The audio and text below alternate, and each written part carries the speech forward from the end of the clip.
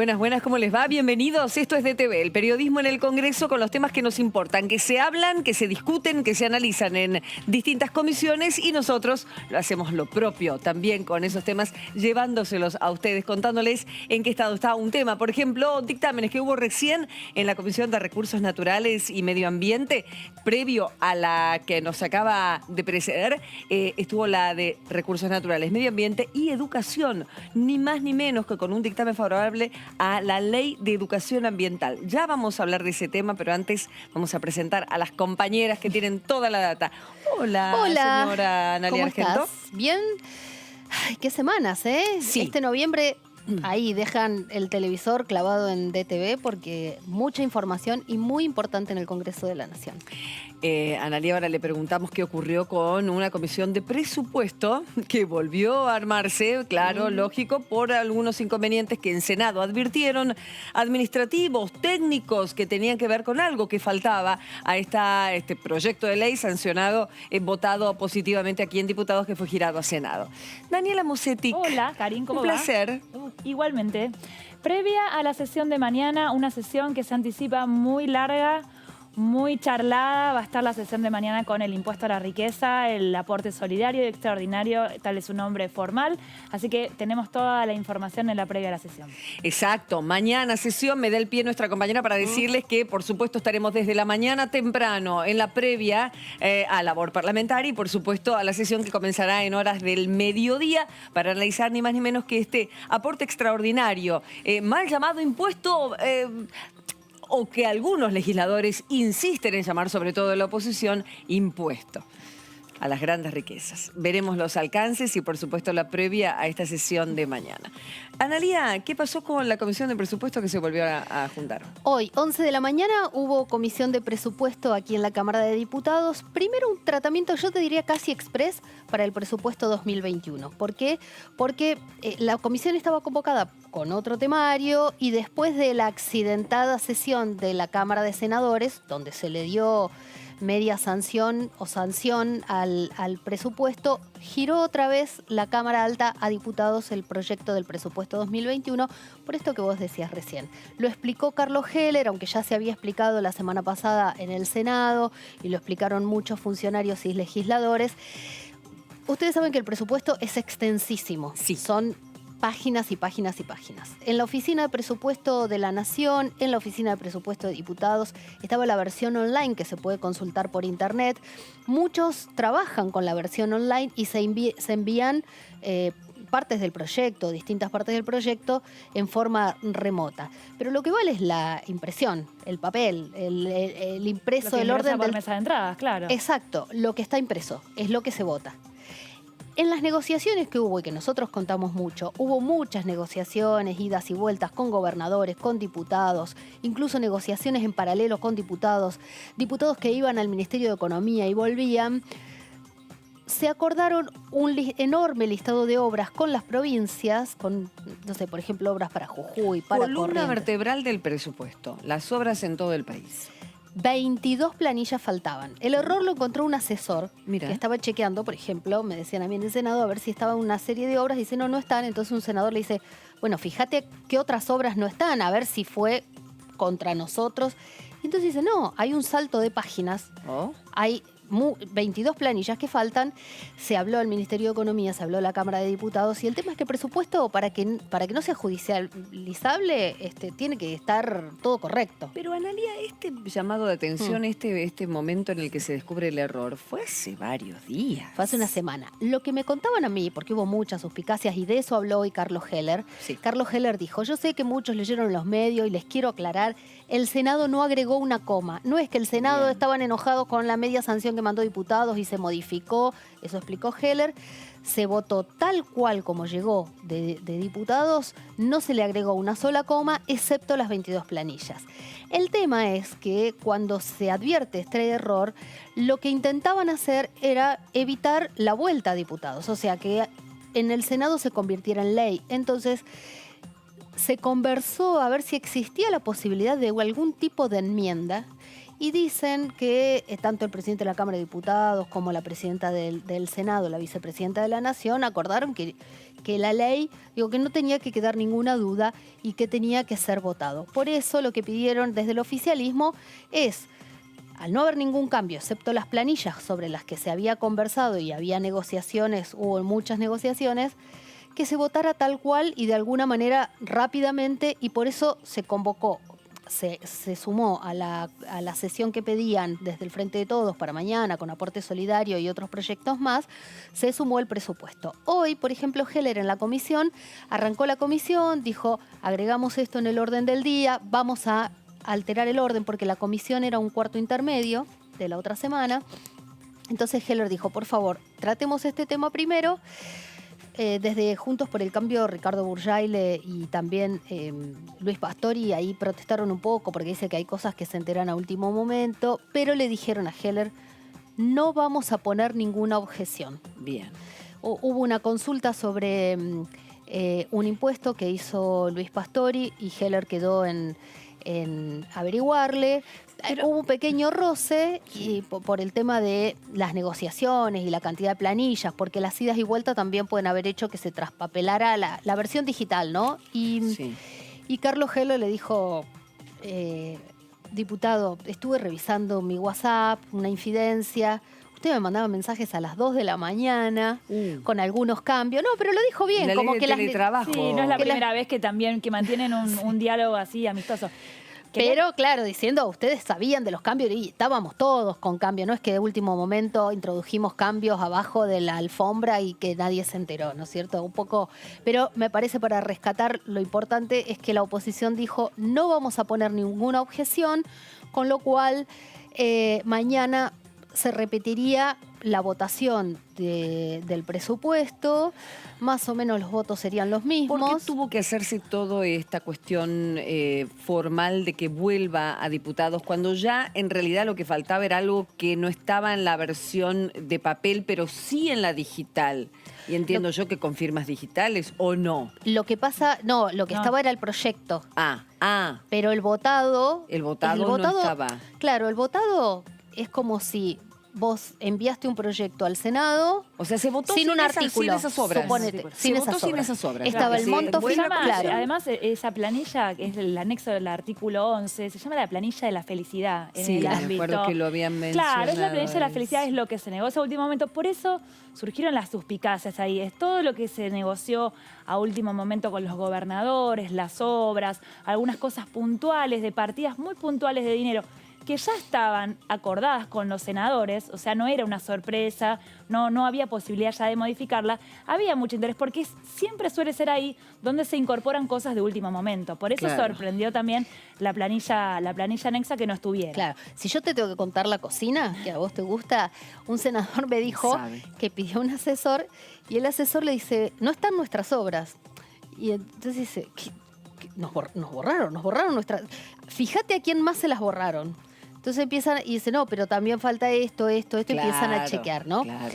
En los hechos es como si la Cámara de Diputados hubiera votado, suponete, 100 artículos y faltan, en lugar de 100 hay 99, y se agrega en el Senado, porque las planillas, aunque el monto total estaba en el presupuesto 2021 que se votó en diputados, el detalle no. Y ahí lo que dicen los que saben y los que tienen mucha experiencia parlamentaria es que tiene que estar el detalle.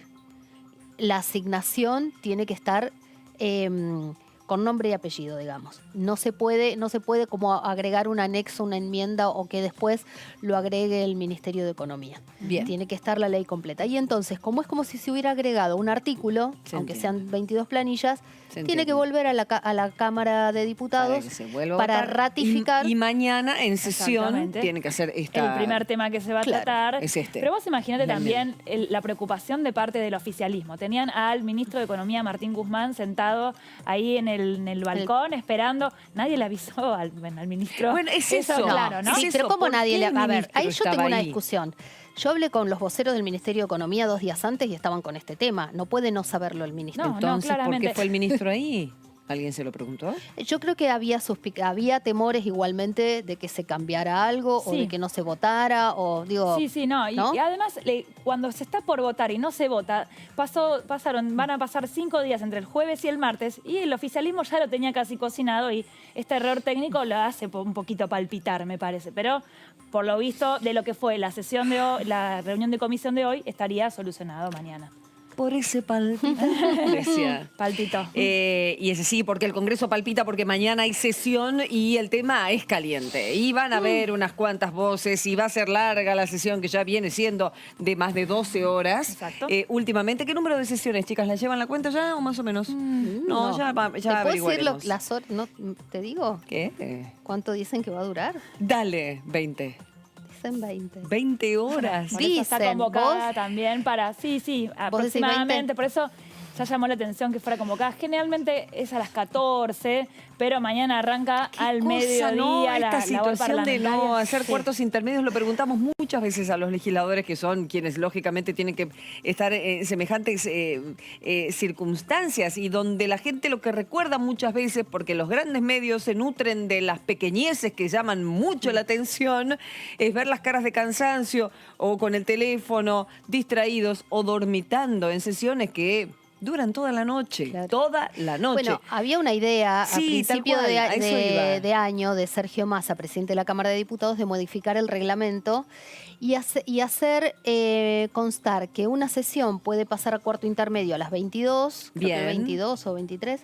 Y volver a las 4 horas, 2, 3. No, volver al día siguiente, a la mañana. Ah. También por una cuestión de transparencia pública, ¿no? Que mientras Sí. dormimos no estén votando.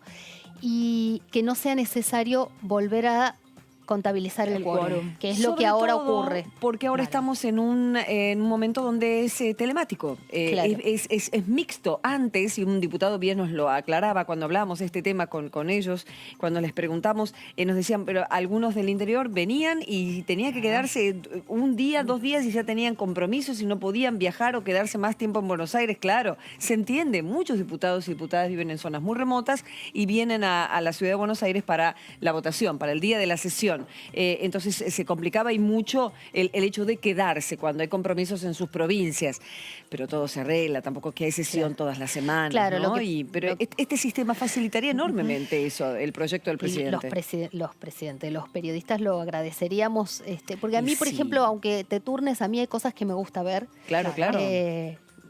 Porque te Sobre da todo si letra la para nota la toda vas la a firmar. semana, te da letra para toda la semana. Sí, también, bueno, claro. Sergio Massa hizo hace poquito un comentario así informal, también con respecto al trabajo, lo que va a hacer en el trabajo en el verano, acá en la Cámara de Diputados. Ya no es el tiempo de las carretas, ya pueden ir y volver los diputados. No hace falta que se vayan a la provincia el 30 de O noviembre y vuelvan conectarse el desde primero. el mar, te Claro, digo, como ahora exacto, claro. pueden Eso perfectamente también estar. contempla una realidad que ya está un poquito más avanzada. Entonces, Claro. ir revisando un poco lo de las sesiones sería una buena idea, pero no fue el momento de la pandemia justamente el Claro, más correcto. porque tuvieron que acordar cambios Claro. de reglamento para poder sesionar en forma remota. Después todas las discusiones que tuvimos cuando hagamos un balance del año, recordaremos la gran reunión de labor parlamentaria que duró 7 horas. 8 horas. 8 horas para discutir si se volvía a la presencialidad o no. Bien. Y bueno, entonces por eso este cambio de reglamento quedó para otra oportunidad. Recuerdo unas líneas. Qué cansado estoy, qué camino polvoriento cuando hacíamos, hice de congresal. ¿Quién no? ¿Quién no? Pero con mi altura, así siempre de hombre, de congresal. Y justamente, claro, para venir al Ahí Congreso está. de la Nación, se tomaban las carretas con Ahí esa está. compañera. Me llevaste a ya mi se infancia. están yendo. Hoy estamos a 16 de noviembre, Bueno. el 30 se están yendo, María. Bueno, hay muchos viajando ahora, ¿eh? Sí. En auto, de Sí. la oposición, porque Viniendo. como está el aporte solidario extraordinario, Ahí vamos, ahí vamos. el bloque, el interbloque Juntos por el Cambio, vuelve a convocar en forma presencial a gran parte de sus diputados. ¿Qué se espera mañana? Bueno, mañana finalmente, después de una sorpresiva convocatoria para mañana que no estaba previsto, mañana en coincidencia también con el Día del Militante Peronista, hay toda una movida, es Así una es. movilización en la puerta también, entonces mañana va a haber, arrancamos con el presupuesto, aporte solidario extraordinario, este proyecto en conjunto de Carlos Heller y Máximo Kirchner, con el respaldo del Frente de Todos y muchos aliados que ya prometieron su voto y que ¿Sale? mañana- Según las sí, cuentas, más- chicas, sí, más de tienen, 100, ¿no? Sí, más Sí. de 135 votos mañana. Sale.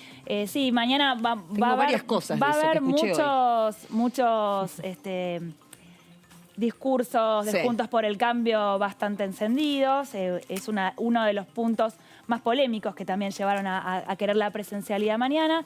Tenemos la ley de manejo del fuego, es una reforma que propone Bien. también Máximo Kirchner, que tiene que ver, surgió y cobró más fuerza a partir de todas las zonas incendiadas y todo lo que sucedió, que ahora está más controlado. El artículo más polémico allí fueron la cantidad de años que la tierra Claro. no se le puede cambiar su destino anterior al incendio, en caso de que ocurriera por muchos años. Exactamente. Y después 60, también, ¿no? claro, y también en la sesión de mañana la ley Yolanda, que tiene que ver con algo similar con lo que estábamos trabajando en la comisión previa, con la educación ambiental también, como fue lo de Exacto. la ley Micaela, que tiene que ver con la capacitación de género, en este caso sobre temas ambientales, que cada vez están ganando más terreno.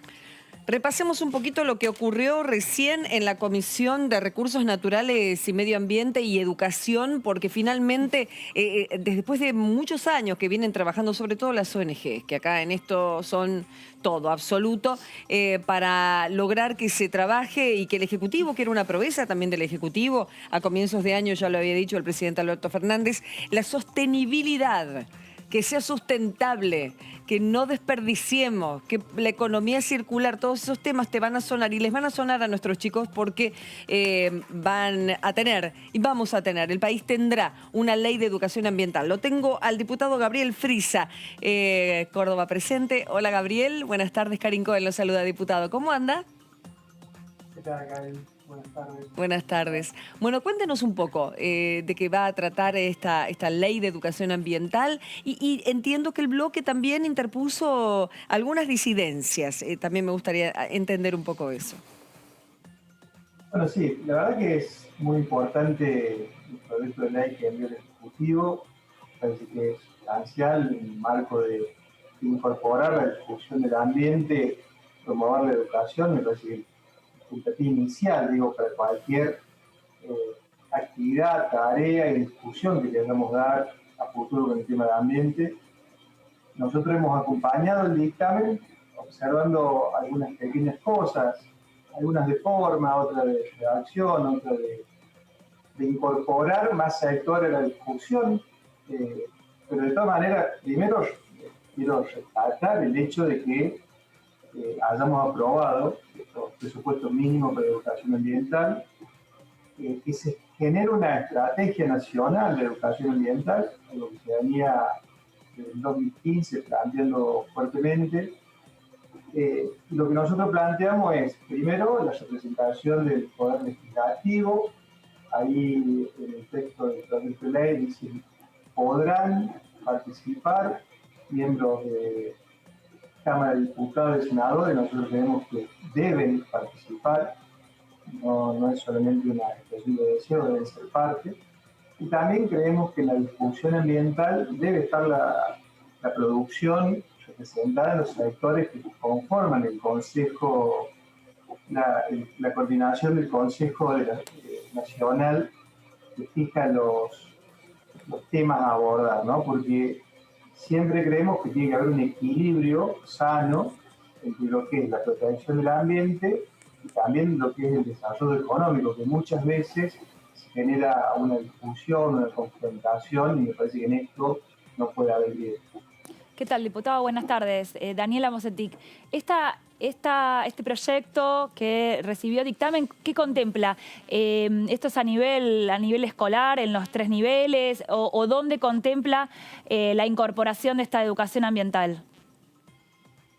Sí, lo contempla en todos los ámbitos. De hecho, es el COFEMA, el Consejo Federal, quien toma el control, y en esa mesa federal se establecen los criterios. Es una ley superior, con lo cual no se invita a las provincias y el municipio de adherir, sino que tienen la obligación de aplicarlo y de introducirlo en la currícula de los distintos niveles educativos, ¿no? Y ahí radica la importancia de empezar con una concientización desde la base, una concientización en el cuidado del ambiente. Diputado, Bien. ¿cómo le va? Analía Argento. No, por ejemplo, la ley Micaela, ¿no? Es de aplicación obligatoria en distintos organismos del Estado, policía, justicia, el Poder Legislativo tuvo la primera sesión remota en diputados, Sí. fue una capacitación Es en verdad. el marco de la ley Micaela. En este caso, ¿es únicamente para los estudiantes o digo, los grandes, los que ya dejamos la escuela?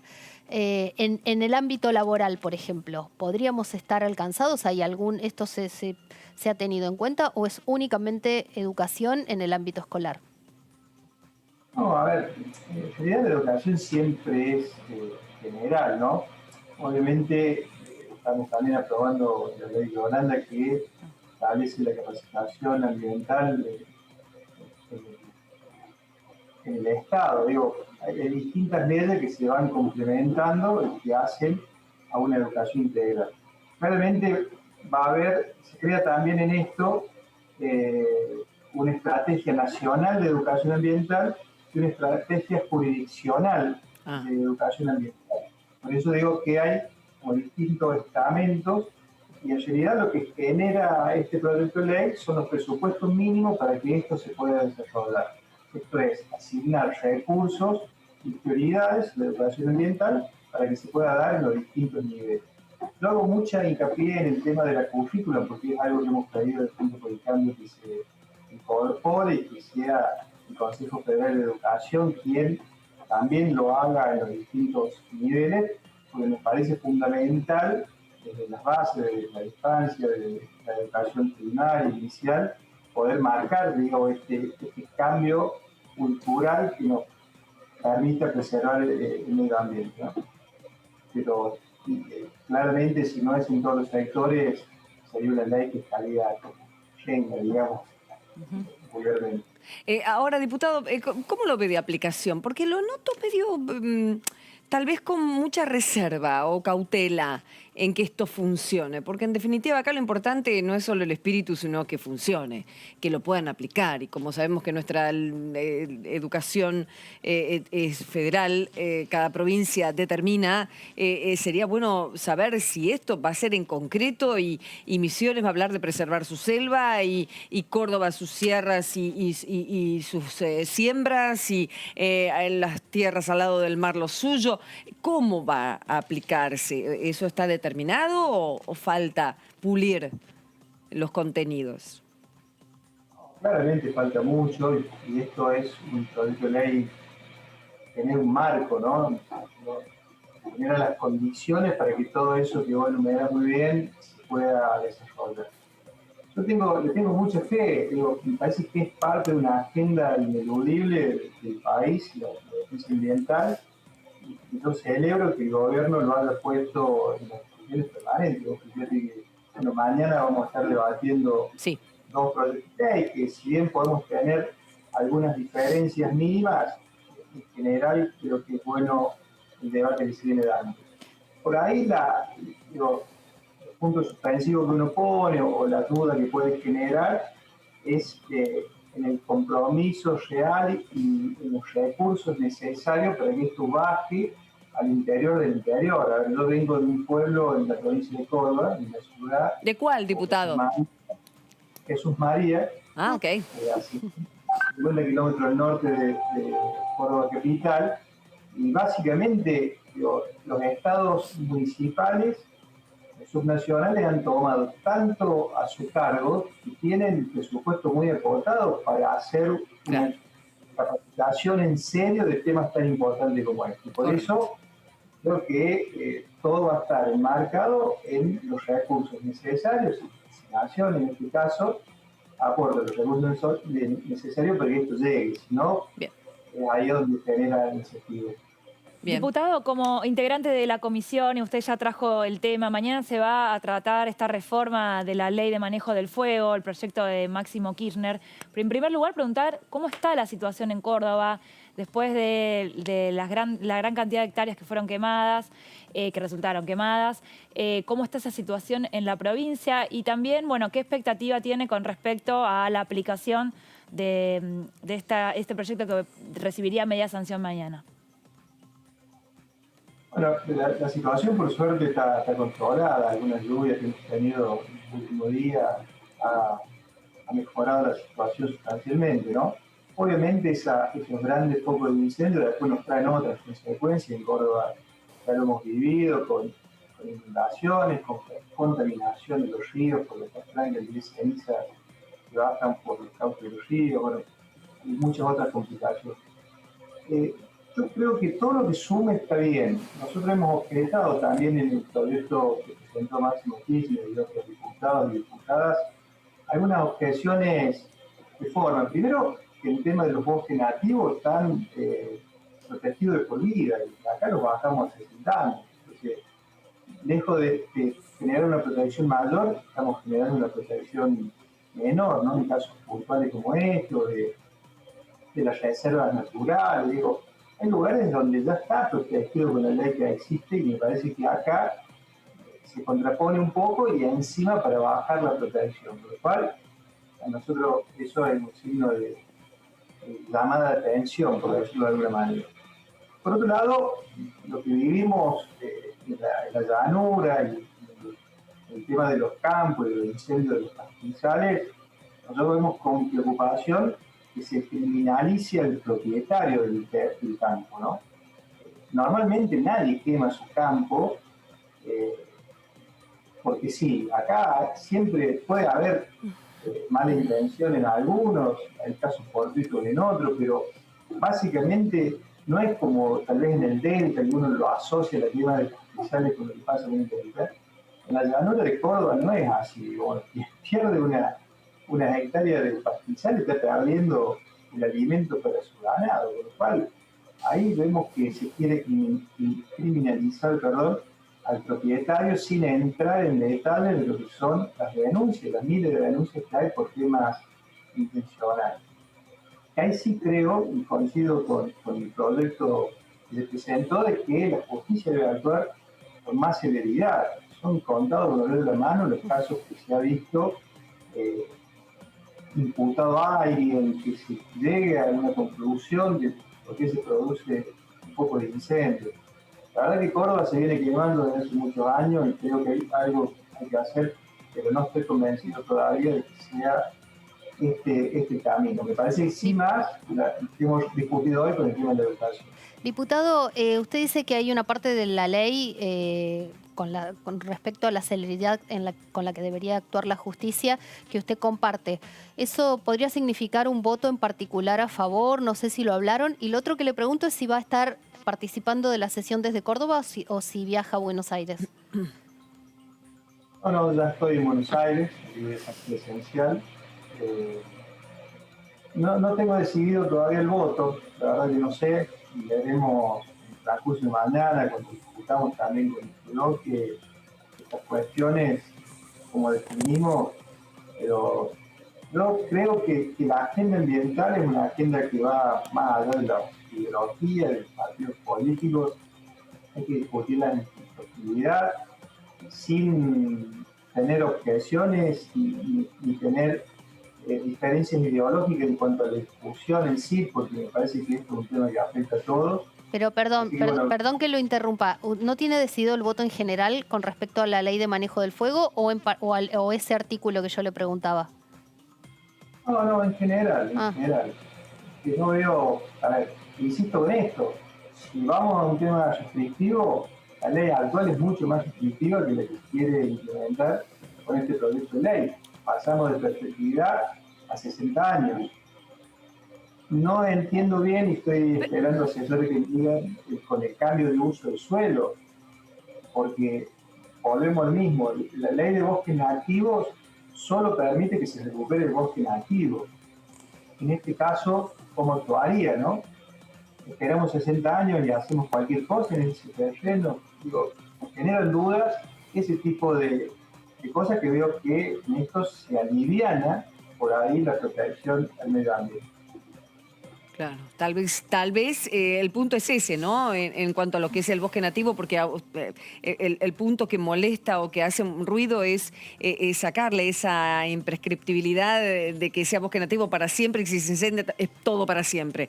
El punto son las tierras que tienen un dueño y que son productivas y ahí es llevar a la edad de 60 años que no, esa tierra no puede hacer otra cosa. El bosque nativo, ya está, es bosque nativo. Hay diferencias entre una tierra y otra. Está bien, sí, comparto, pero lo productivo va a seguir siendo productivo porque no se cambia el uso del suelo. La ley dice que si un campo se incendia y se usa para producir soja, va a seguir usándose para producir soja. Ahí no cambia sustancialmente. Tal vez no lo podés vender, pero no se puede vender ni cambiar que la el nuevo utilización, comprador claro, decida hacer exactamente. un hotel o sembrar otra cosa. No lo sé. Eso no pasa en el interior, Claro. en las zonas agropecuarias. A ver, eso por eso iba a agregar, puede ser tal vez en una superficie pegada a una ciudad, Ajá. que ahí pasa esto, pero a ver, sinceramente, Sí, no lo vemos. ok. No lo vemos así, digamos, por lo menos no nos parece que son los focos de incendios. Una vez los incendios de Córdoba, digo, para hablar con certeza de lo que conozco, no está pasando esto de que se quema un monte para hacer ahí un desarrollo inmobiliario. No es así. Bien, Pero bueno, bien. algunos pensarán que puede ser parte de la solución, yo no lo veo. Diputado, ¿qué espera para mañana? ¿Aporte a las grandes riquezas y ya el adelanto del interbloque de votar, de rechazar este proyecto? Supongo que usted estará también en esa posición. Me gustaría que nos argumentara en su caso por qué lo haría. ¿Y cuántas horas esperan? 20, me decían mis compañeras de sesión, por favor, diputado. Nosotros nos han anticipado que son un poco más de 20. Oh. Sigue sumando, sigue sumando. ¿Qué pasó? ¿Qué cerebro bien. pueden tener? No, está bien, les dicen más de 20 y si son 20, Sí, es verdad. hay como las alivio. madres de los Dicen, chicos, ay, ¿viste? fue Así se menos. bajan algunos oradores, claro. Sí, hay también, negociaciones claro. para bajar oradores. Yo creo que es Ahí, eso, claro. es desalentar las manifestaciones. Sí, diputado, disculpe. Se habla de más de 180 oradores en ese proyecto de ley solamente. Así, a ver, 180. yo particularmente vengo pregonando de que no es con más impuestos, es con menos impuestos. Y más allá de que me digan que es una porción minoritaria de la sociedad, que son los que menos tienen, que obviamente nadie discute que los que más tienen que aportar, en eso todos estamos de acuerdo, me parece que no es ni el momento ni el camino que Argentina tiene que seguir de esta creación de nuevos tributos. También creo que se superpone con algo que ya hemos pagado los argentinos en general y este grupo en particular, que tiene personales. Así que me parece que no es el camino. Yo vengo diciendo, he presentado algunas ideas en este sentido de que hay que bajar en Argentina la cantidad de impuestos.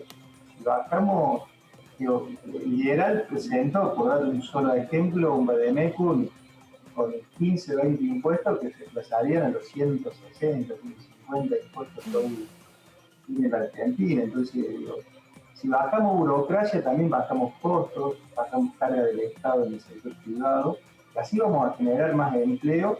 Bien. Y si generamos más empleo, generamos más riqueza y el Estado recauda más. Digo, parece que el círculo virtuoso es por otro lado y no por otro. Gracias, diputado. Ha sido usted muy amable por su tiempo. Muy amable. Y suerte mañana. Gracias. Y Que pasado. aguante, que sí, y pasado. Claro, pues va a extenderse en el tiempo. Bien, gracias, Anita. Gracias. Bueno, mañana. Mañana gran sesión. Exactamente. Hacemos una pausa cortita, seguimos con más de TV.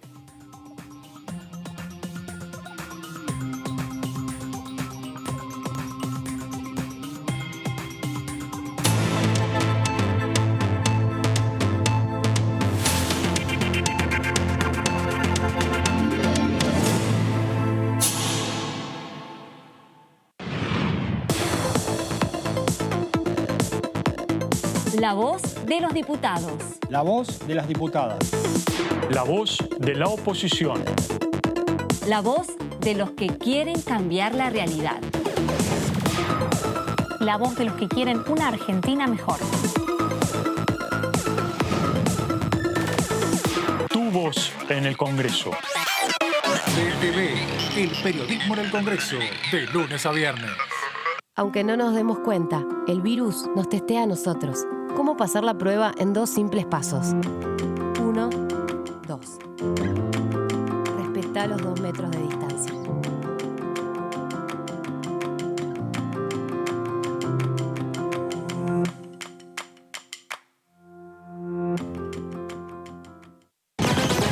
Toda la información parlamentaria la encontrás acá, en DTV, el periodismo en el Congreso. DTV, el periodismo en el Congreso, de lunes a viernes. En estos meses aprendimos muchas palabras nuevas. ¿Qué es un contacto estrecho? Es toda persona que estuvo a menos de 2 metros de distancia de un caso confirmado, al menos 15 minutos, o durante las 48 horas previas al inicio de los síntomas sin las medidas de protección personal adecuadas. También lo es quien comparte habitación, baño o cocina con un caso positivo. Como los contactos estrechos tienen un alto riesgo de haber adquirido la enfermedad, deben cumplir 14 días de aislamiento preventivo, aun cuando no tengan síntomas. Para más información, llama al 120. Seguí cuidándote. Argentina Unida. Ministerio de Salud. Argentina Presidencia. Bienvenidos y bienvenidas a todos. Esto es DTV, el periodismo en el Congreso. Si vos no pagás una tasa municipal, no te otorgan el carnet. Imaginémonos ser deudor alimentario. Así que yo creo que la inmoralidad que existe hoy en la sociedad en muchas personas que, como ustedes bien decían, no pagan los alimentos de sus propios hijos.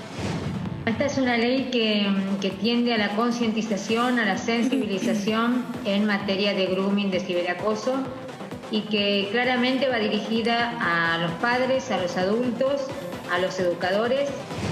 Bueno, hay una serie de cuestiones que van a garantizar que empecemos a conocer de qué se trata este delito, que ya es delito penal. DTV, el periodismo en el Congreso, de lunes a viernes.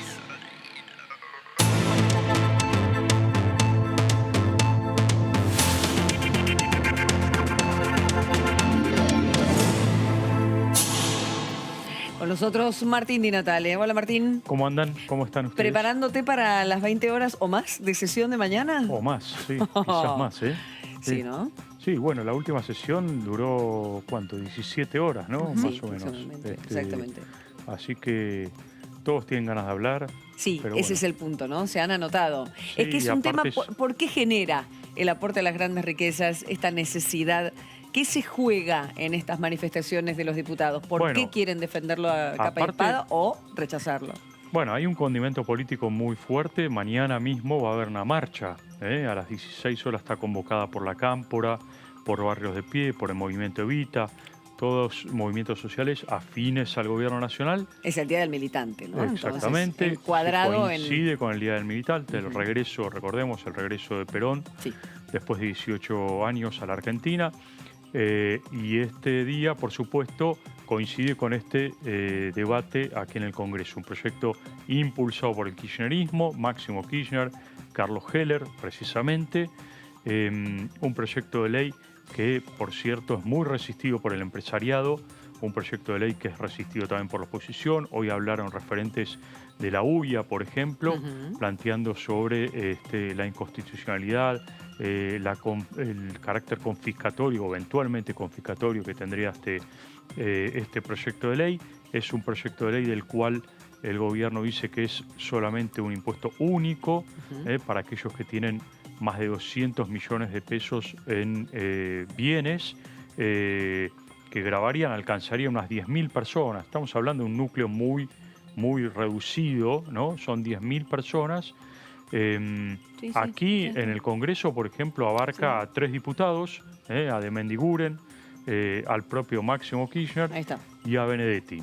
Son los 3 diputados que pagarían este impuesto, además de varios senadores. Ha alcanzado 5 senadores, Romero, Basualdo, Alperovich,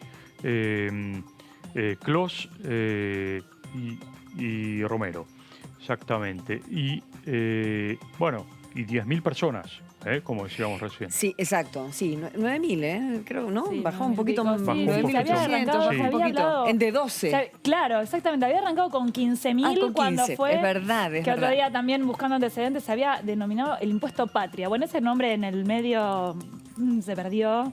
Había surgido así. También después fueron 12.000. Claro. Y en la discusión técnica que recuerdo que también se habló Fernanda Vallejos también en esa comisión, ya hablaban de menos de 10.000 porque se había...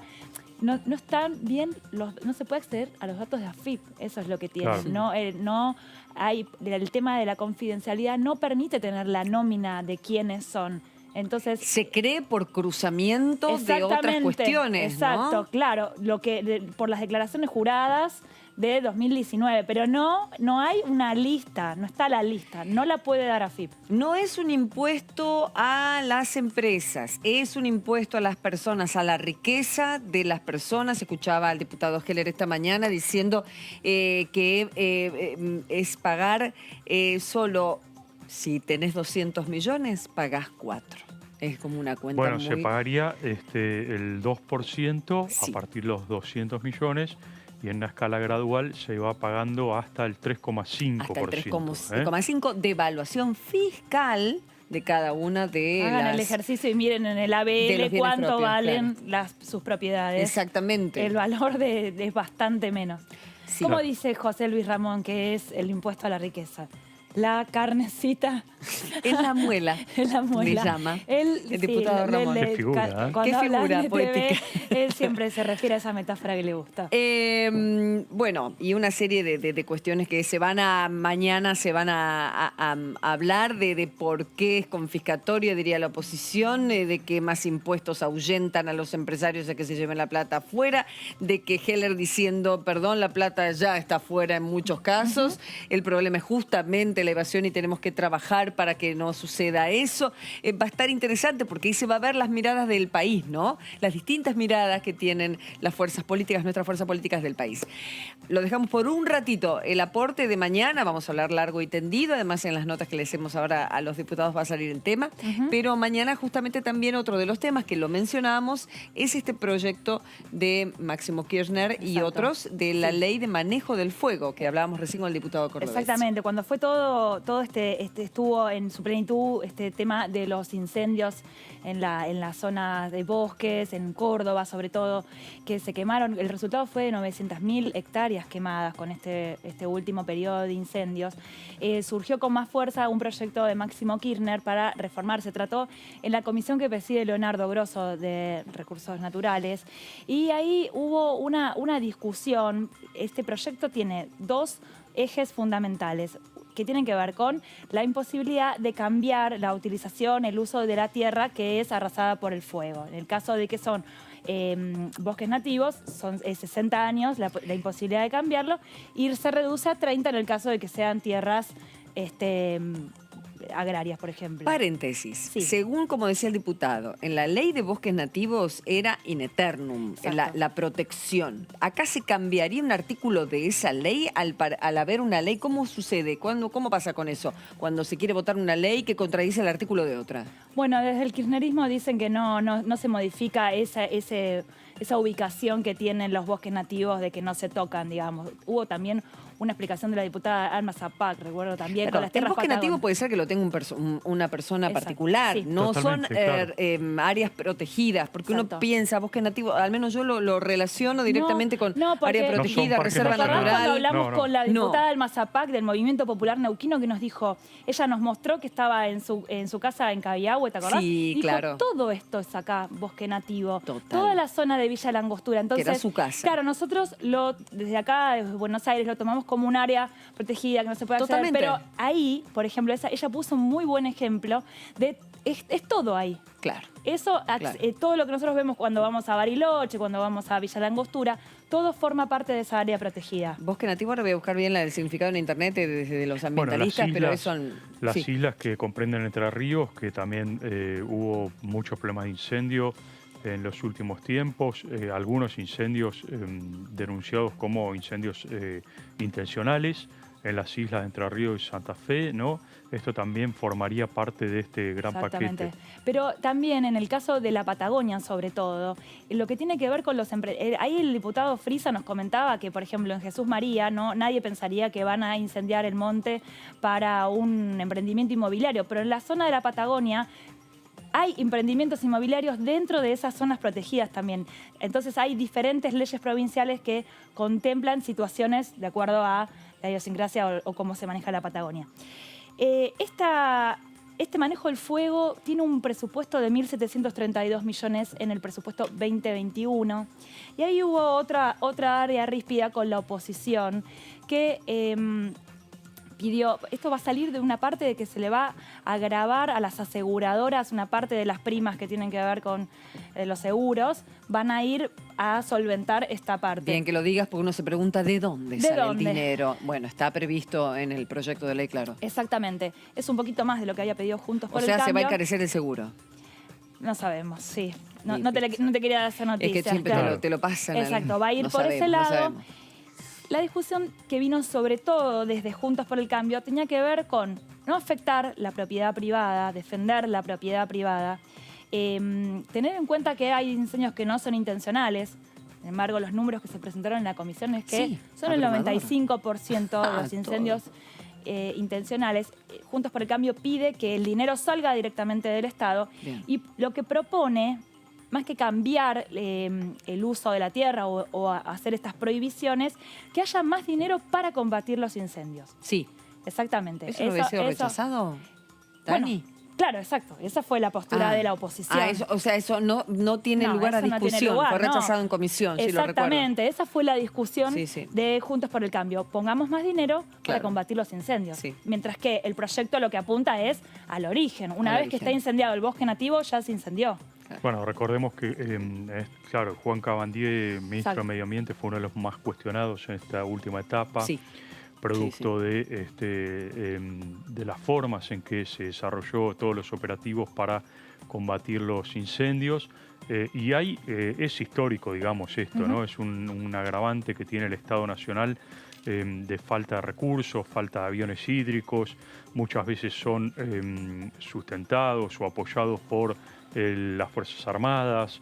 Es decir, es cierto que hay un Estado que hoy es prácticamente inabarcable lo que puede llegar a ser los recursos que tiene el Estado para lo que significa este tipo de incendios, ¿no? Que se repiten año a año Por y supuesto. Que son cada vez peores. Si no, recordemos que pasó en la Amazonia, que tiene algo que ver con, bastante que ver con la mano humana. Ahí ¿no? en la discusión se puso como ejemplo la Amazonia, hubo incendios también muy fuertes en California, en Australia. Exactamente. Entonces ahí pero por eso, si pasa todos los años, uno tiene que estar preparado para cómo se venía combatirlo. Pero también la polémica tuvo que ver, y lo puso en palabras Graciela Camaño el día de la comisión, con que el autor del proyecto es Máximo Kirchner. Ella dijo, este proyecto tiene un único problema y es su autor. Ese día, bueno, Máximo Kirchner no defendió el proyecto por no formar parte de la comisión. Puede suceder. Mañana sería el momento en el cual tendría que defenderlo, que defenderlo. También se esperó que defienda el presupuesto como el cierre. Y tampoco lo hizo, así que mañana es porque era tarde. Era tarde y sí, había pasaban otras cosas en el país en ese momento. Por eso, mañana tenemos una oportunidad de ver, realmente, si hay una explicación o una defensa por parte del autor del proyecto que tiene su contenido ideológico también, y por eso ahí es donde surgieron algunas diferencias. Ahí el diputado Frisa también nos decía que en lo que tiene que ver con el ambiente están de acuerdo, por eso estaban evaluando el rumbo del voto en ese caso. Totalmente, no creo que se quieran poner frente a sus provincias algo que tal vez, los va a ayudar sobre todo en la cuestión judicial de encarcelar, que en el proyecto está claramente la cuestión penal para encarcelar a los responsables, cosa que hoy no sucede. No, está muy difícil. Los perejiles de siempre. Claro.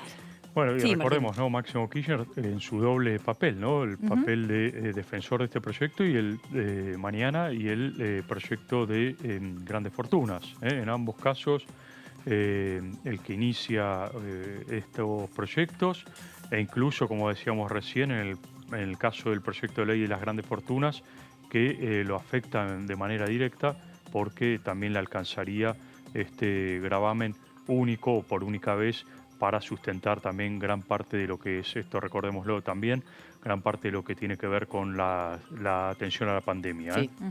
Bien, recién hablábamos que este impuesto a las grandes, perdón, es que sale naturalmente, sale, si uno se escucha a Heller nos mata, porque claro, justamente endilga la oposición que se lo llama impuesto, la oposición así lo hace también. Ahora le preguntamos al diputado Benedetti, que es uno de los 3 diputados que tiene que pagar, tendría que pagar si es que sale, y creo que va a salir, ¿no? Ya tiene, parece, los números, este aporte solidario. Diputado, ¿cómo le va? Karin Cohen lo saluda. ¿Cómo está?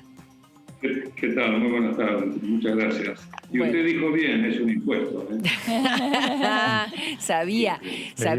Hoy lo escuché a Heller con 20 puntos más o menos que tengo para preguntarle. No tanto, porque aparte los va a escuchar mañana. El espíritu que dice Heller de la ley es que es solidario, es por única vez. Es justo en un momento de tremenda tragedia económica que tiene este país, que no se van a hacer menos pobres, que tienen que pagarlo. Bueno. Entonces, con ese espíritu le digo, no la cuestión confiscatoria, la cuestión que se mezcla con que ya pagaron por esos mismos bienes, la cuestión del espíritu, diputado. ¿Usted está de acuerdo? Mire, le quiero contar que estoy bastante incómodo porque yo me voy a expresar totalmente en contra de este impuesto y parece que fuera en defensa propia, ¿no? Entonces, pero aún así, como ustedes siempre me han llamado, yo con mucho gusto hablo con ustedes. Gracias. Y les explico. Mire, creo que estamos dando vida a un nuevo impuesto. Y cada vez que viene un nuevo impuesto que es de emergencia, extraordinario, por una situación excepcional, viene para quedar. Y realmente creo que es un impuesto confiscatorio, creo que es un impuesto que afecta al capital de trabajo, a los bienes de cambio, a los bienes de uso de un montón de pymes que son las que están a los golpes y generando trabajo genuino a lo largo y a lo ancho del país. Por eso creemos que no es conveniente. Sin embargo, yo entiendo la situación, para eso existen otros impuestos, se pueden aumentar alícuotas de otros impuestos que ya tenemos de sobra, así como aumentaron en el presupuesto a los bienes, a los electrónicos, aumentaron de manera grosera algunos impuestos. Bueno, se podrían aumentar impuestos, pero esto es anti-inversión. Porque además damos un primer paso que no sabemos si no se va a repetir anualmente. Yo me inclino a pensar que los mismos argumentos que se esgrimen hoy van a servir para el año que viene, porque no va a ocurrir magia. Digo, más allá de que todos deseamos superar la pandemia, entonces creo que era absolutamente necesario, creo que es una muy mala señal y creo que es pan para hoy y hambre para mañana. ¿Usted va a ir a la justicia, diputado, por considerar que es anticonstitucional esto, como muchos piensan? Mire, yo no voy a ir a la justicia porque yo pertenezco a un poder del Estado y por lo tanto voy a respetar en todo caso lo que determine la mayoría y le quiero anticipar que si finalmente se sanciona, lo voy a pagar como he pagado durante toda mi vida impuestos por las actividades de las cuales vive mi familia y vivo yo. Pero esto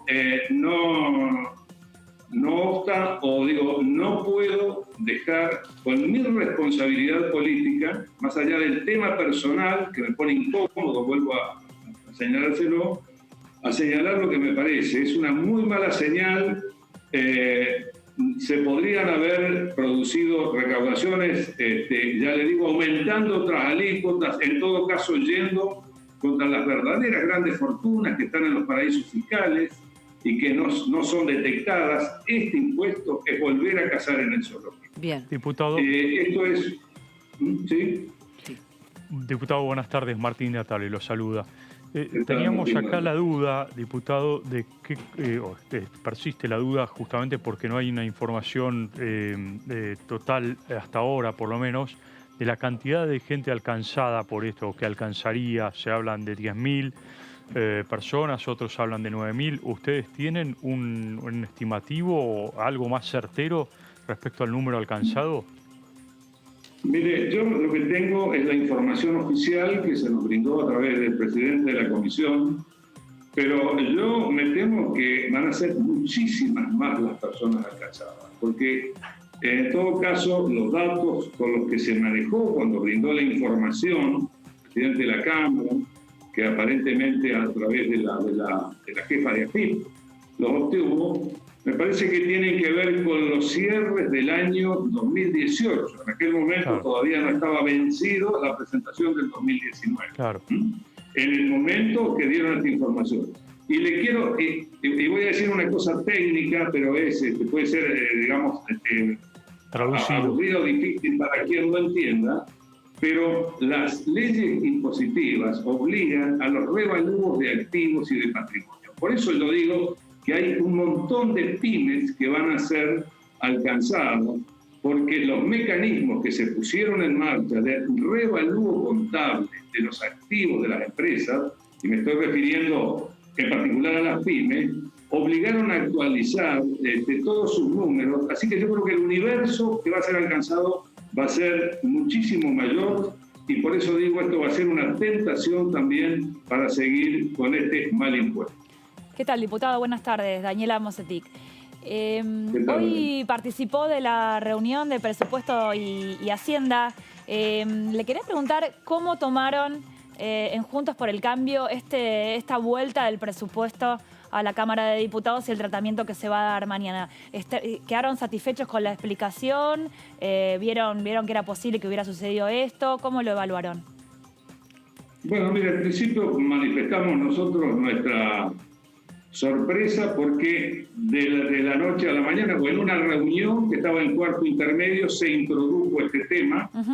Por supuesto que las explicaciones son un error técnico, de cualquier manera habla de desprolijidades y el manejo de un tema tan sensible como son las leyes. Bueno, pero finalmente... Bien, y hoy quedó saldada la discusión en la comisión con Carlos Heller y... Sí, hemos planteado desde nuestro bloque la necesidad que estas cosas de entrecasa en una cuestión tan compleja o tan seria como es la Cámara de Legisladores, la Cámara de Diputados, no debieran ocurrir, así que dejamos salvada nuestra posición, en todo caso hacia adelante. Bien. Le cambio un poquitito de tema, diputado. Estuvo en la comisión de etiquetado frontal, ¿verdad? Estuve escuchando, la verdad que me parece una gran iniciativa. Bien. Me parece que la necesitamos cuanto antes. Me parece que los problemas que tenemos, más allá de los problemas de pobreza que tenemos en el país, tenemos otros problemas tremendos, que es la malnutrición y muchas veces por desinformación, la obesidad como un problema grave del mundo, pero también del país.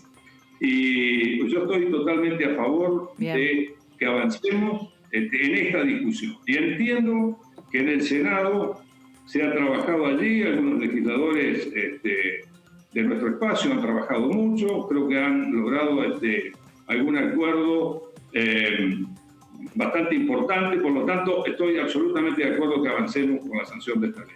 Qué bueno, diputado. Y mañana también es el plan de manejo del fuego, y si bien usted no estuvo en las comisiones, sí sabe de lo que le hablo, y sabe de campos, y sabe de ganado, y sabe de esta situación en la que, bueno, muchos están quejándose. Recién lo hablábamos con mi compañera, porque la queja tiene que ver con la cantidad de años con el bosque nativo, que deja de serlo, porque la ley de bosque nativo dice que si pasa algo, nunca más se puede cambiar esa zona, pero esta ley le baja 60 años, pero en realidad le sube a lo que sería naturalmente y tradicionalmente una tierra quemada a un propietario. ¿Cuál es su postura?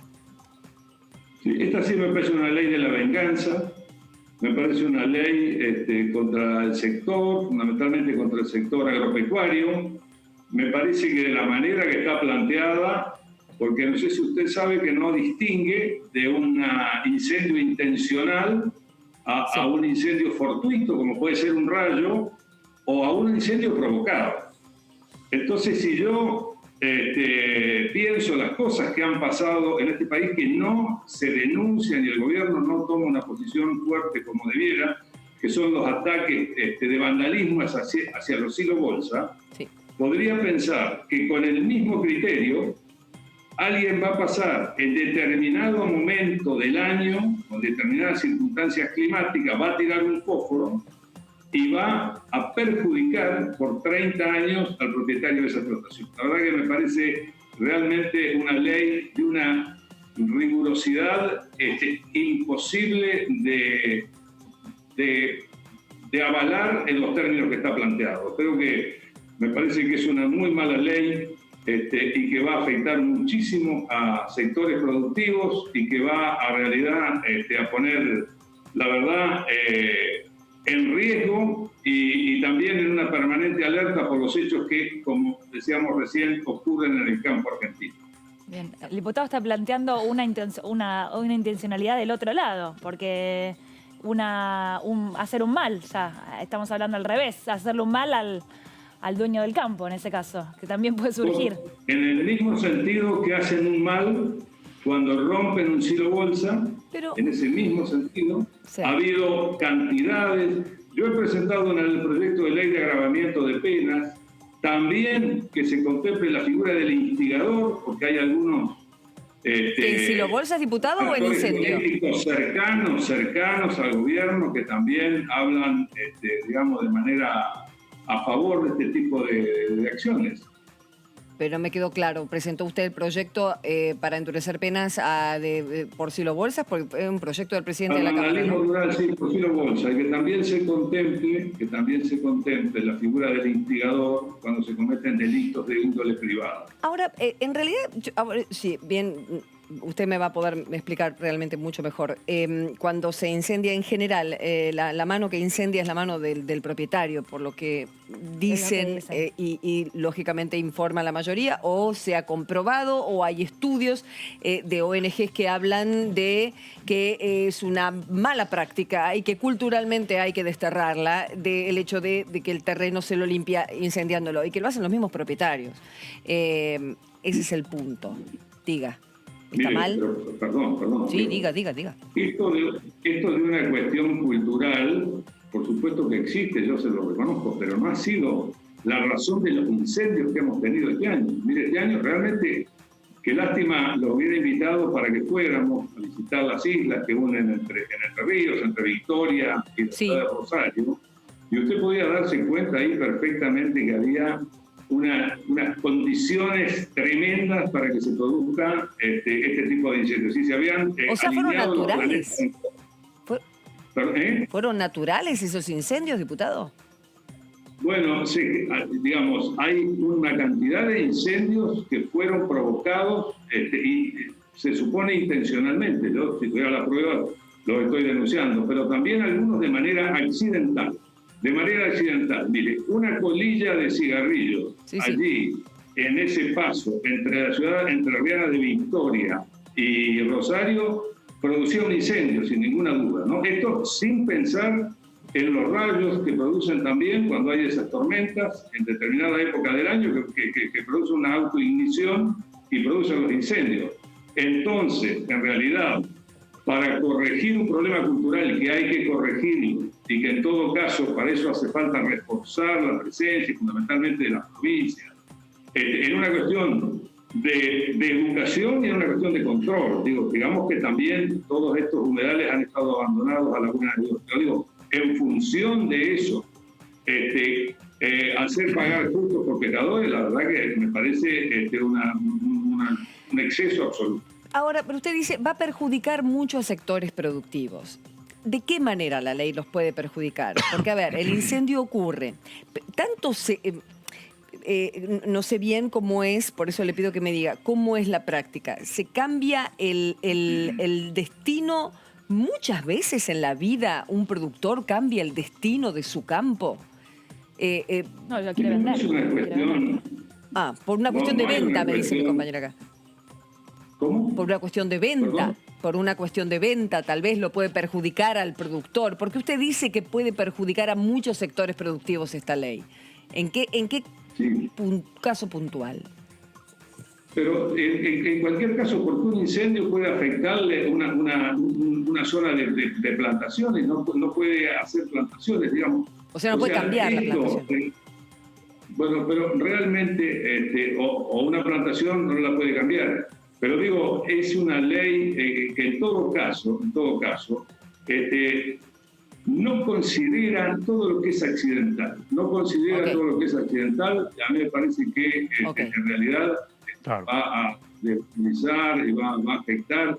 Va a ser otra mala señal a los sectores productivos, a los propietarios de tierras, etc.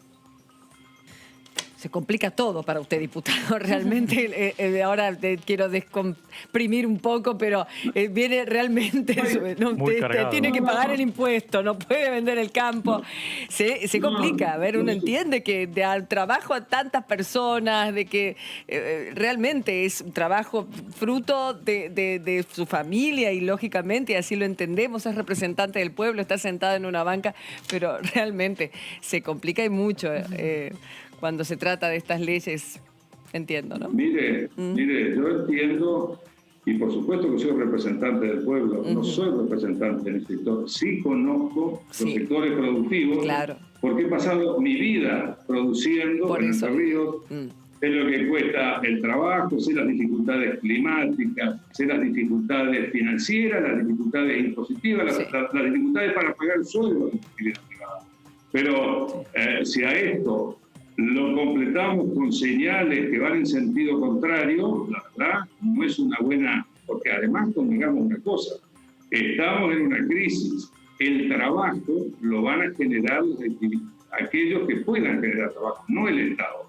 El Estado podrá pagar una cuota más del IFE o no, digamos, de esta ayuda solidaria, pero tenemos que cuidar, tenemos que establecer mecanismos, por supuesto que hay que tributar todo lo que sea necesario, pero no crear nuevos.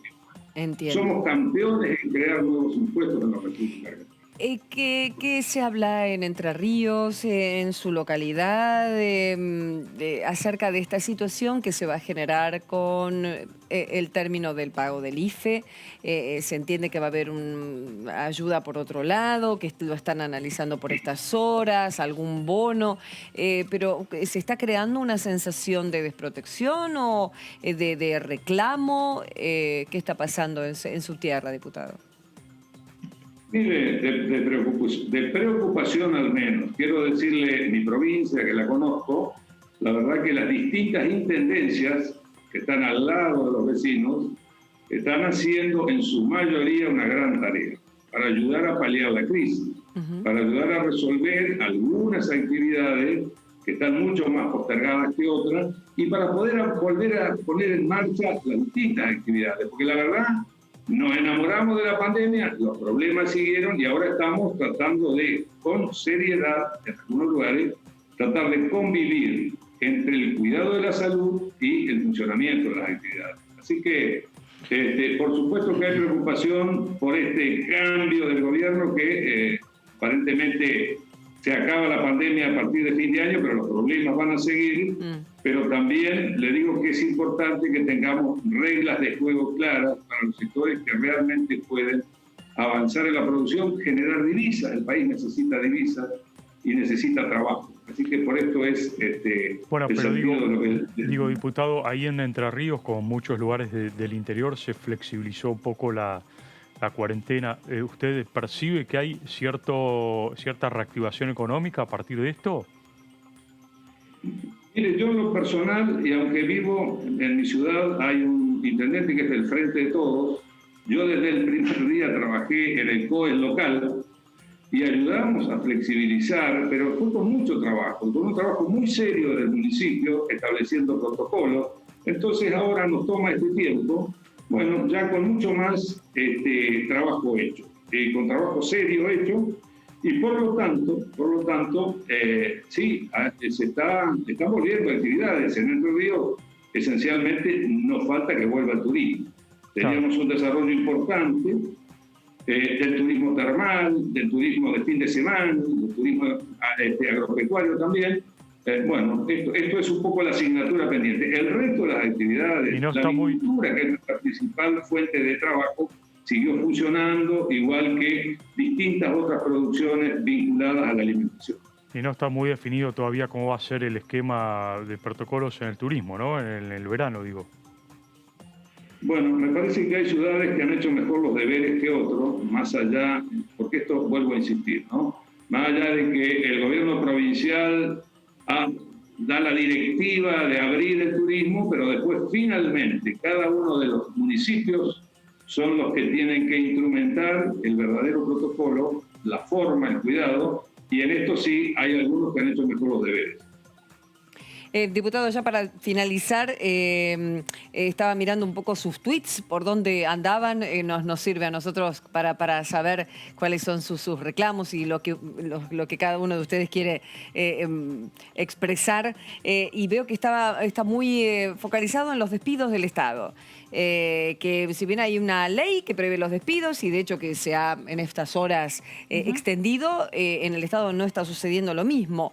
Y usted ha hecho hay una averiguación por el tema del PAMI. En algunos otros, sé que en aerolíneas también se produjeron, en algunas otras empresas del Estado usted tiene conocimiento de despidos este año. Le agradezco el comentario, la verdad que he presentado un pedido de informes, parece que hay hijos y entrenados en esta emergencia, ¿no? O sea, el sector privado está inhabilitado de despedir o tiene la doble indemnización, mientras que expresamente en el último decreto al respecto del Poder Ejecutivo exime de esta obligación a las empresas vinculadas al Estado Nacional.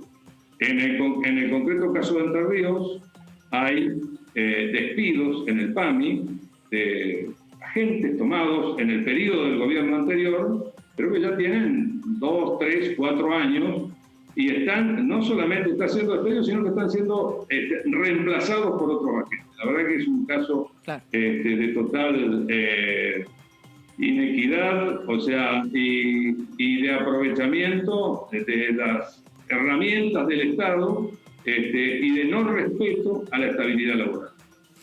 Bien, Atilio, gracias por su tiempo. Ha sido usted muy amable, ha respondido todo, ha puesto la cara, va a pagar el impuesto. Espero que no tenga que vender en los campos ni nada de eso. ¿Qué más quiere usted? ¿Qué más quiere? Lo mínimo que pedimos. ¿Qué? Es un mal camino. Gracias. Gracias a usted, diputado. Hasta mañana, si Dios quiere. Mañana tiene sesión, largas horas lo esperan, así que muy amable por el contacto. Gracias.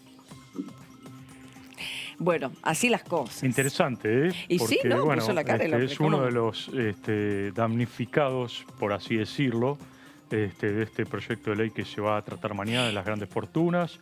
También es ver cómo la palabra castigo la he escuchado varias veces, ¿no? Sí, el pagar un impuesto es un castigo. Estamos todos castigados, castigadísimos. Sí, a ver, hay que ser bien precisos. Hoy, claramente, el proyecto de ley no dice que va a ser un impuesto, sino que es un aporte único, tiene fecha de vencimiento. Bien. Bueno, después son todas especulaciones políticas, digamos. Que duden a que se quede. Ya lo hemos hablado con varios diputados que no le veíamos dónde podía estar el resquicio para que esto se convierta en algo o en un impuesto que se vuelva a cobrar. Ahí Benedetti dio como una pauta de que si el año que viene sigue la pandemia, seguimos en una situación especial que obligaría a cobrar de vuelta el aporte. Ahí es donde ellos ven. No que se introduzca dentro del catálogo, que son como más de 173 impuestos, no sé, una cosa así que hay en el catálogo de AFIP. Porque al estar atado estrictamente al tema de la pandemia, digo, es muy difícil también después, en un eventual futuro inmediato, si no hay pandemia, justificar por qué se introduce como impuesto. Digo, por eso reitero, no está planteado como un impuesto, en el proyecto de ley no lo dice, hay que ser muy cuidadosos con esto. Y digo, si en un futuro continúa la pandemia, obviamente que es muy probable que sí que continúe, pero si no hay pandemia, es muy difícil también justificar, va a ser muy difícil justificar por qué tiene que continuar este impuesto. Es una trampa la palabra impuesto. ¿Por qué? Porque el aporte solidario, la palabra solidaridad depende de el espíritu de la palabra solidaridad, del concepto, es motu propio. Es uno quien decide, no una un mandato, una compulsión, una obligación social, cívica de pagar. Por eso muchos diputados también toman ese camino. Lo hemos escuchado, Claro. por eso lo traigo en colación. Lo tengo en mente a Heller. Porque sale la palabra en impuesto, discusión porque te obligan a pagar. Sí, en la discusión de la comisión. ¿Quieren que le pongamos por única Es vez? verdad. Entonces le dice al secretario que me ponga que dice por única vez. Pero verdad. ese fue un reclamo de la Es verdad. oposición, que diga en el papel que era por única vez. Claro. Dice Heller, y si mañana tenemos tiempo de poder entrevistarlo, ojalá, va a ser un actor importante, lógicamente, estuvo liderando Sí, claro. este proyecto, un proyecto que se tardó en presentar, ¿recuerdan ustedes? ¿Por qué tardó tanto, creen? Bueno, hay dos en salir. motivos, ¿no? Por un lado, hubo un envío muy fuerte en un primer momento del Poder Ejecutivo, acompañando a Máximo Kirchner, a Carlos Heller, el propio Alberto Fernández, ¿te Sí, acordás? claro. Después hubo un periodo del año que se planchó prácticamente, ¿no? Y No tenía nada que ver con los bonistas, con el trato con los bonistas, ahora con el fondo. había una señal algo. de un sector del gobierno, llámese Martín Guzmán o compañía, que no querían dar una mala señal al Fondo Monetario Internacional. En este momento había una intención clara de este sector, precisamente de la Casa Rosada, de alguna forma planchar este proyecto de ley hasta que se finalice todo el proceso de negociación con el Fondo Monetario Internacional.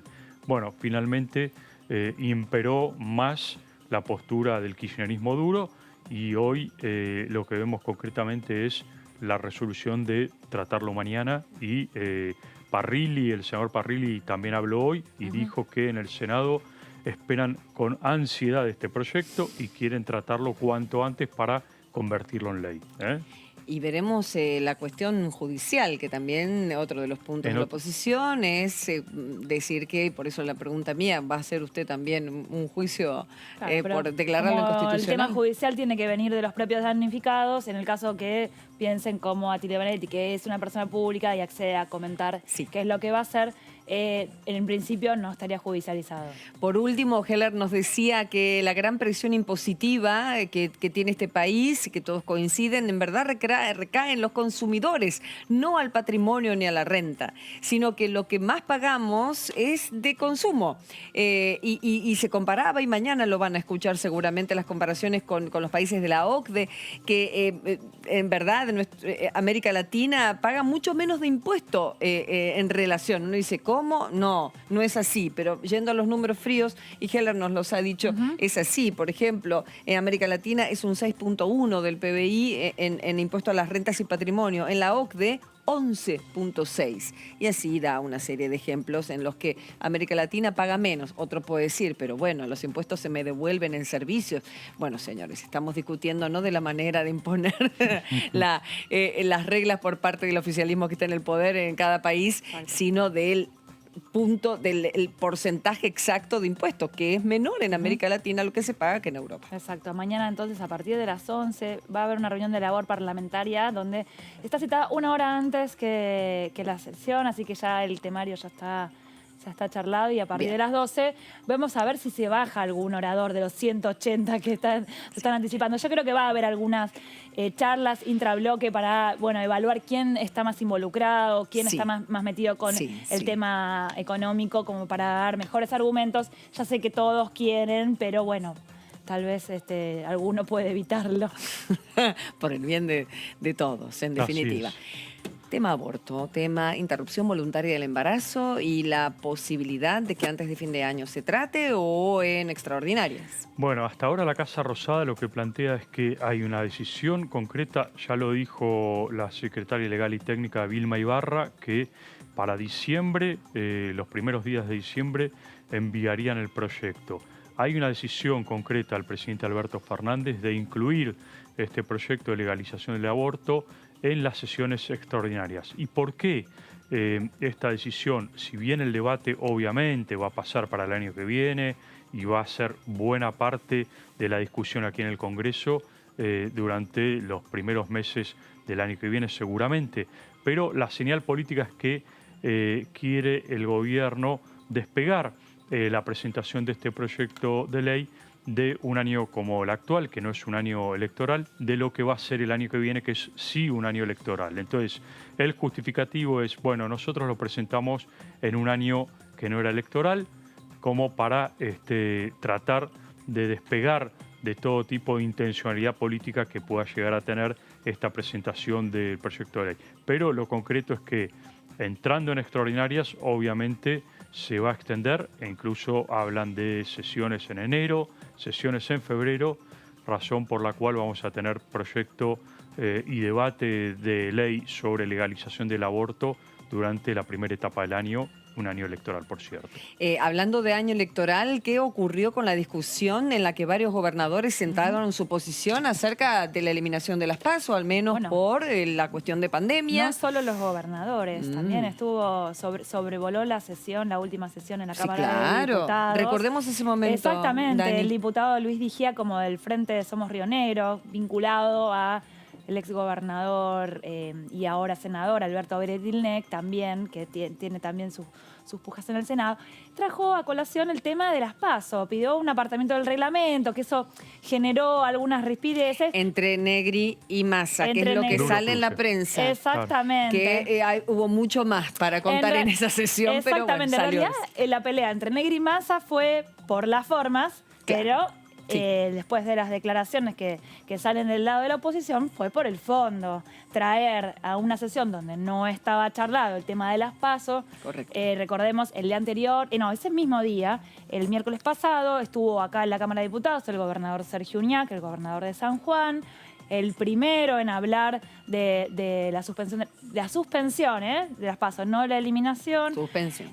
Vino acá a hablar con Sergio Massa, al rato surge en la sesión, entonces ahí ya entró en el recinto, ya está en tema, acá se está charlando. Recordemos, son 10 gobernadores que lo han planteado. 10 ya sumamos, no me había quedado en 4. Incluso Gustavo Valdés del radicalismo de Corrientes. Exactamente.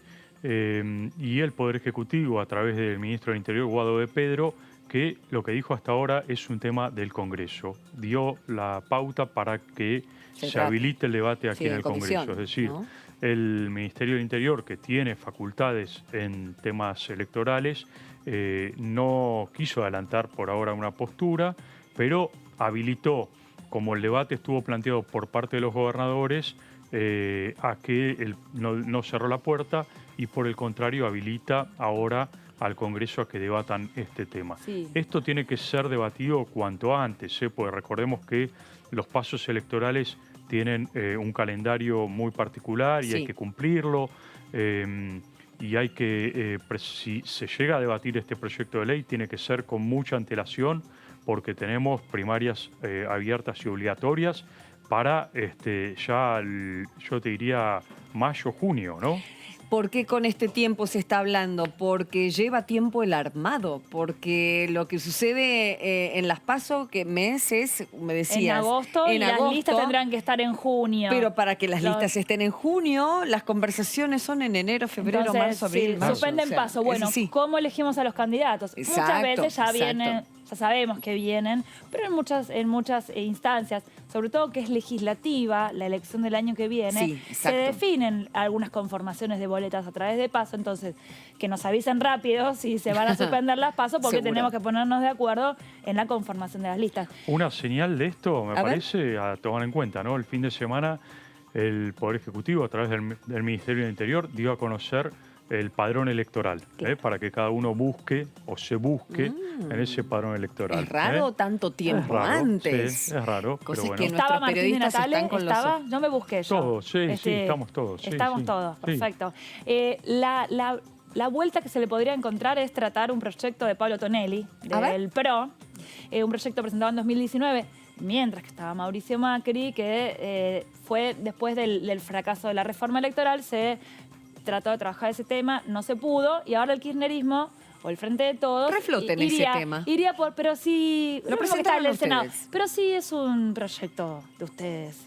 Ahora no les gusta, entonces viene por ahí, viene de mucha chicana y de mucha vuelta reglamentaria.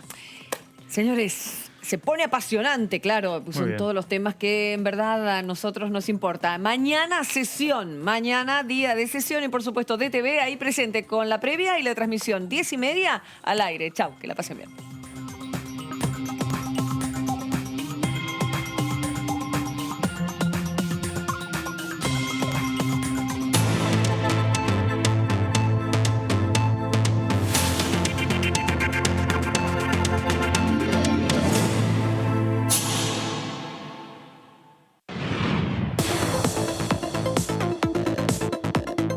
La voz de los diputados. La voz de las diputadas.